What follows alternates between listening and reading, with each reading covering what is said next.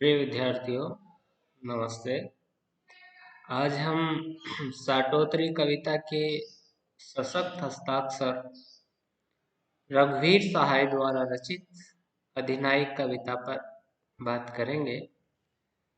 रघुवीर सहाय उस पीढ़ी के कवि हैं जो स्वाधीनता प्राप्ति के बाद रचना कर्म में रत हुई और रघुवीर सहाय ने देश में लोकतांत्रिक व्यवस्था की स्थापना के बाद लोकतांत्रिक मूल्यों की जो पतनशील स्थिति है उसको देखा और लोकतांत्रिक मूल्यों की पतनशील व विघटनशील स्थिति रघुवीर सहाय को बहुत निराश हताश करती है और उस लोकतांत्रिक स्थिति के विद्रूपता को रघुवीर सहाय अपनी कविताओं में अभिव्यक्त करते हैं। ये उनकी जनतांत्रिक संवेदनशीलता व राजनीतिक चेतना का परिचायक है और अधिनायक कविता जो है वह भी इसी तरह की चेतना से संबंधित है। ये कविता उनके द्वितीय काव्य संग्रह आत्महत्या के विरुद्ध में संकलित है, जिसका प्रकाशन 1967 ईस्वी में हुआ था। तो पहले हम एक बार कविता का वाचन करते हैं। राष्ट्रगीत में भला कौन वे भारत भाग्य विधाता है, फटा सुतन ना पहने जिसका गुण हर चरना गाता है। मखमल टमटम बल्लम तुरही पगड़ी छत्र चमर के साथ, तोप छुड़ाकर ढोल बजाकर जय जय कौन कराता है। पूरब पश्चिम से आते हैं नंगे पूंछे नर कंकाल, सिंहासन पर बैठा उनके तमगे कौन लगाता है। कौन कौन है वह जनगण मन अधिनायक, वह महाबली डरा हुआ मन बेमन जिसका बाजा रोज बजाता है। राष्ट्रगान में भला कौन वह भारत भाग्य विधाता है, फटा सुतन ना पहने जिसका गुण हर चरना गाता है। इस कविता के माध्यम से रघुवीर सहाय जी ने राजनीतिक सत्ता पर व्यंग्य किया है। लोकतंत्र का वास्तविक अर्थ जनता का, जनता के लिए, जनता के द्वारा शासन है। अर्थात लोकतंत्र में जनता ही वास्तविक शासक है। शासन की शक्ति जनता में ही निहित है। और हमारा जो राष्ट्रगान है, जन गण मन अधिनायक जय है भारत भाग्य विधाता, उसका ये जन गण मन अधिनायक पदबंध इस बात को प्रकट करता है कि भारत के इस लोकतांत्रिक व्यवस्था में जनता ही इसका शासक है, अधिनायक है और जनता ही इस भारत का भाग्य विधायक है। लेकिन लोकतांत्रिक व्यवस्था के लागू होने के बाद जो जमीनी सच्चाइयां सामने आई और 1947 से 1967 लगभग आजादी के 20 वर्षों के बाद के जो राजनीतिक परिदृश्य है, लोकतांत्रिक परिदृश्य है, उसमें जिस तरह से जनता के शासक होने के स्थान पर जनता द्वारा चुने हुए प्रतिनिधि जो जन सेवक हैं, वो अधिनायक बन गए, शासक बन गए और तानाशाह बन गए। जनता सेवक या दास बनकर रह गई। जो शासक था वो दास बनकर के रह गया, सेवक बनकर के रह गया, और जो सेवक थे वो स्वामी बन गए, अधिनायक बन गए, तानाशाह बन गए। और जिस जनता की जय घोष होती थी उसके स्थान पर उन्हीं अधिनायकों की, उन्हीं सत्ताधीश प्रतिनिधियों की जय घोष होने लगी। तो लोकतंत्र का जो सैद्धांतिक पक्ष है, राष्ट्रगान का जो सैद्धांतिक अर्थ है, पक्ष है, उसमें और लोकतंत्र की वास्तविक जो स्थिति है, वास्तविक जो छवि है, उसमें जो ये विडंबना है, उस विडंबना पर करारा व्यंग्य रघुवीर सहाय जी ने इस कविता में किया है। रघुवीर सहाय जी ये प्रश्न उठाते हैं कि राष्ट्रगीत में जिसे भाग्य विधाता कहा गया है, ये भाग्य विधाता दरअसल कौन है। ये कहकर के रघुवीर सहाय राष्ट्रगान की या राष्ट्र की संकल्पना पर प्रश्न नहीं उठाते हैं, बल्कि इसके माध्यम से वो राजनीतिक सत्ता की जो विद्रूपता है, राजनीतिक सत्ता की जो छद्म रूप है, उस पर व्यंग्य करना उनका उद्देश्य है, उसको उजागर करते हैं। तो पहला पद बंद है इसका कि राष्ट्रगीत में भला कौन वे भारत भाग्य विधाता है। रघुवीर साय जी इस कविता में कहते हैं कि हमारे राष्ट्रगीत गान में जो भारत भाग्य विधाता पद बंद आता है, उस पद बंद में वास्तविक अर्थों में किसे स्वामी माना गया है, भारत का वो भाग्य विधायक कौन है, भारत का वो भाग्य निर्माता कौन है, जिसे सैद्धांतिक रूप से जनता को अधिनायक माना गया है। पर जनता इस देश की भाग्य विधाता है या सत्तारूढ़ जनप्रतिनिधि इस देश के भाग्य विधाता है।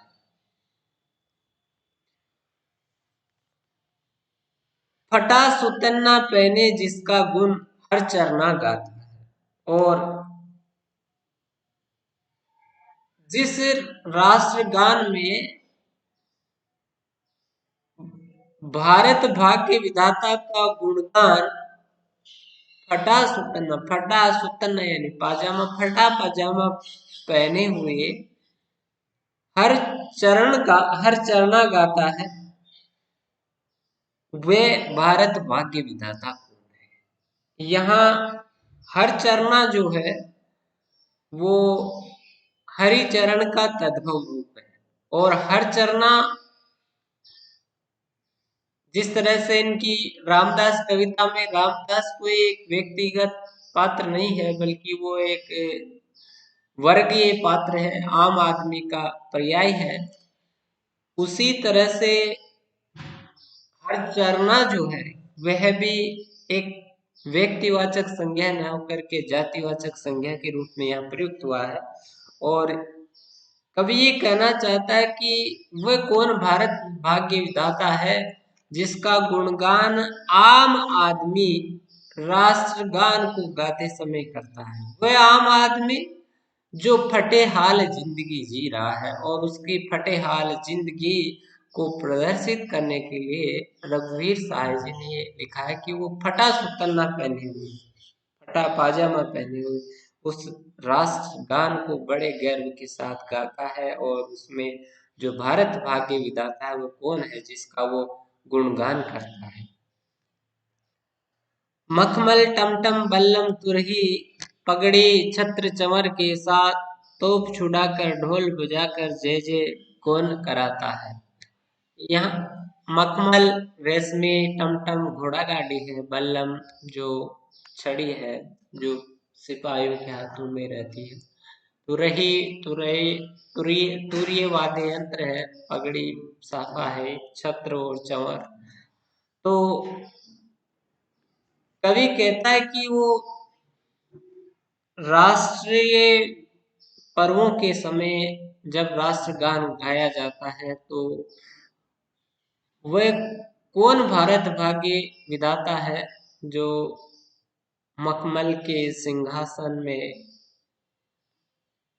घोड़ा गाड़ी में बैठ कर के आता है और जिसके साथ आगे पीछे बल्लमधारी अंगरक्षक रहते हैं। तुरीय वाद्य का उद्घोष होता है।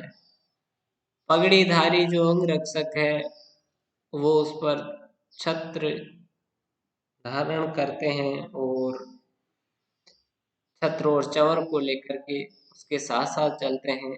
उसके सम्मान में तोपों की सलामी दी जाती है और नगाड़े बजाए जाते हैं। वास्तव में उस समय किस अधिनायक की जय जयकार की जाती है।